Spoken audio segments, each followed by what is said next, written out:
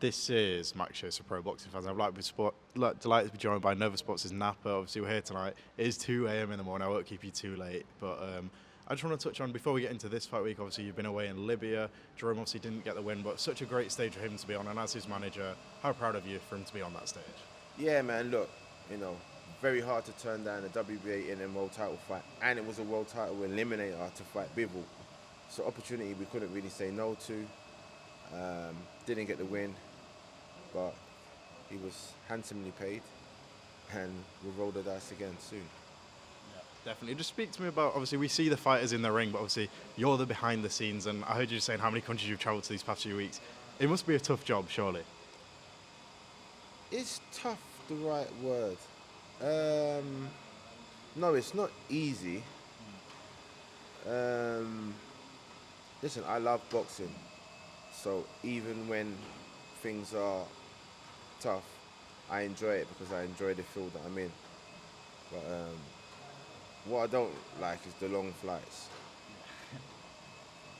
I don't like that. But listen, life could be a lot worse. Yeah, definitely. And obviously we are here for Abraham's fight week, Abraham Nova. I spoke to him earlier this morning. He looks happy, he looks fired up. Obviously it wasn't short notice, but first of all, having Abraham on this stage, I think it's his Riyadh season debut, that must be good. Yeah, this is my third fighter fighting in Saudi. Eubank, Tevin Farmer, now Abraham Nova. So yeah, it's the level he deserves to be at. He was almost WBC world champion. Lost that by a point.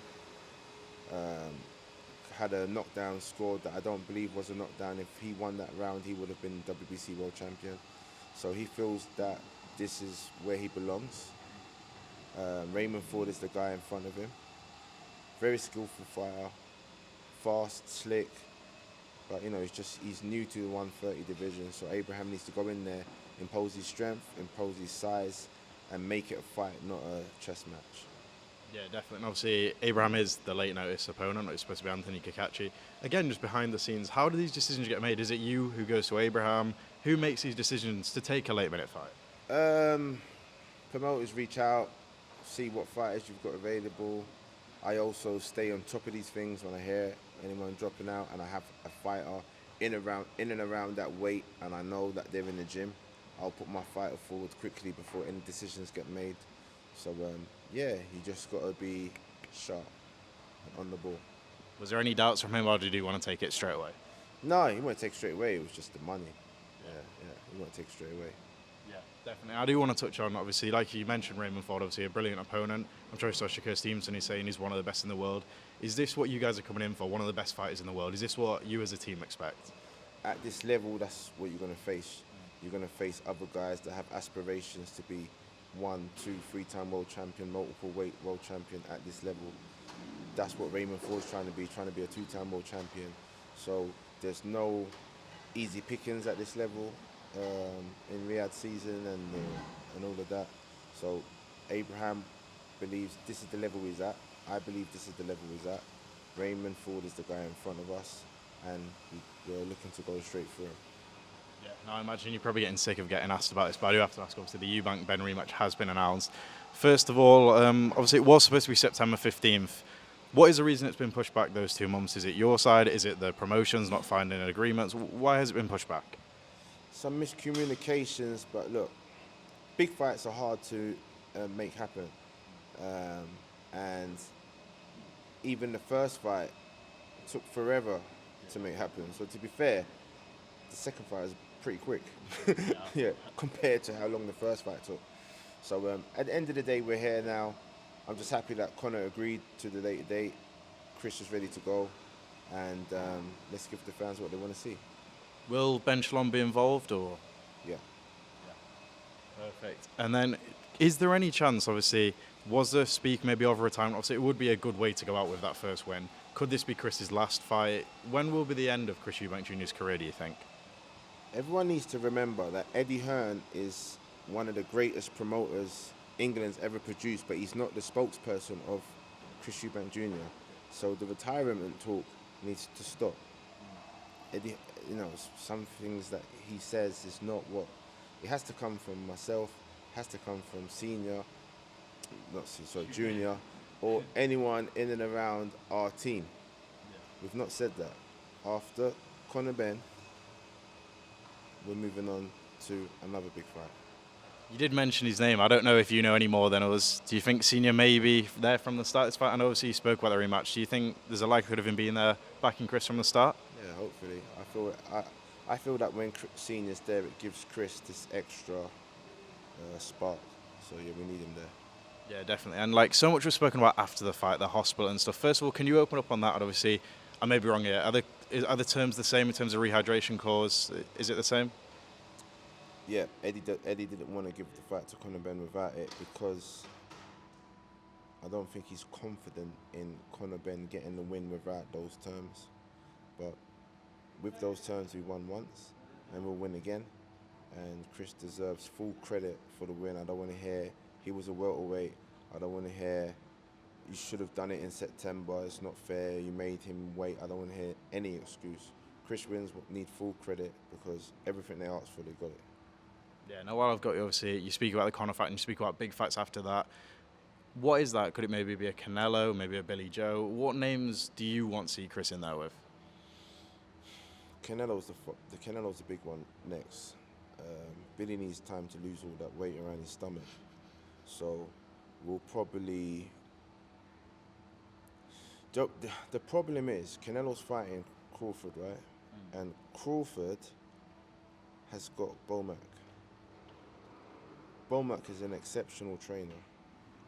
So it makes me very skeptical about how that fight might go because I know from first hand how good that team is and how well of a game plan and stuff they're going to put together for this fight. So let's see what happens with that. If Chris gets through that, if Canelo gets through that, then yeah, that's definitely the fight we'll be looking for. Yeah, definitely. While I've got you, I do want to mention your other fighters. Can you run me through your roster? What are the plans for your guys? We've got Conor Coyle, number 3 in the WBA. He's looking to have a fight at the end of this year. He wants to fight Erislandy Lara. So, the Cubist, I'll be hitting you up, my guy. And we have so many. Brandon Glanton's going to be fighting on American Promotions against an ex-world champion who's British. I can't say who because it's not announced yet. At cruiserweight. I'm working with Jeremiah Milton, American heavyweight. He's fighting Murat Gassiev, August 24 in Miami. Rene Teles Giron, my Mexican lightweight. He's fighting Dillian Whyte, main event on Pro Box in Washington, September 5th. Troy Williamson is fighting Mark Dickinson for the English super middleweight title in Newcastle, September 6th. And then Derek Osaze is looking to come back. Andrew Tabiti is the number 1 bridgeweight with the WBC. He's looking to fight Kevin Lerena. But I think Volodchik, the Polish guy, is in line for that. So we'll see what's going on with that. And Blair Cobbs. Blair Cobbs wants to fight Conor Walker or Jack Catterall. Yeah. I spoke to Sam Jones. He told me both will take the fight. Conor Walker told me personally he will take the fight. It's a fight I would like to put on the Eubank Ben undercard. I feel like Blair Cobbs will bring some excitement to the press conference. Some of the guys on the undercard last time were a bit... They didn't take the stage with...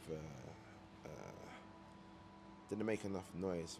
Yeah. You can't miss Blair Cobbs. So, yeah. Blair Cobbs versus Sam Jones will be fun at a press conference. Yeah. It'll be a lot of fun. So, yeah. Definitely. Our last one, I know you are focused on your fighters, but obviously we are here, Moses Itauma, Dillian Whyte. Tyson Fury said that this fight could maybe become similar to Martin McCauley, Jared Anderson. Do you think there's a chance of that? You never know. Look, heavyweight boxing, anything can happen.